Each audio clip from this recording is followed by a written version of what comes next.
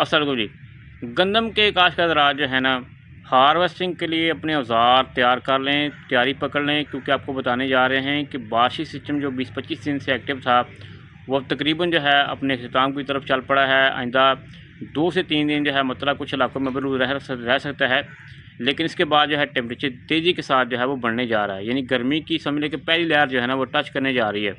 तो टेम्परेचर जो है वो मुख्तलिफ इलाकों में जो है मुतवक्किल तौर पर 35 से 40 डिग्री के दरमियान होने का इम्कान है। तो ये आइंदा समझे कि 2 से 3 हफ़्ते जो है तकरीबन कोई बारिशी सिस्टम नहीं होगा। तो लिहाजा हमारे गंदम के काश्तकार जो है ना वो औज़ार तैयार कर लें। अगर थ्रेशर लगानी है तो लेबर का इंतज़ाम कर लें, हार्वेस्टर का इंतज़ाम करके रख लें, क्योंकि गंदम जो है बिल्कुल तैयार है। बारिशी सिस्टम से जो है वो कुछ मुतासर हुई है, तो अल्लाह से दुआ है कि उसमें बेहतरी आ जाए।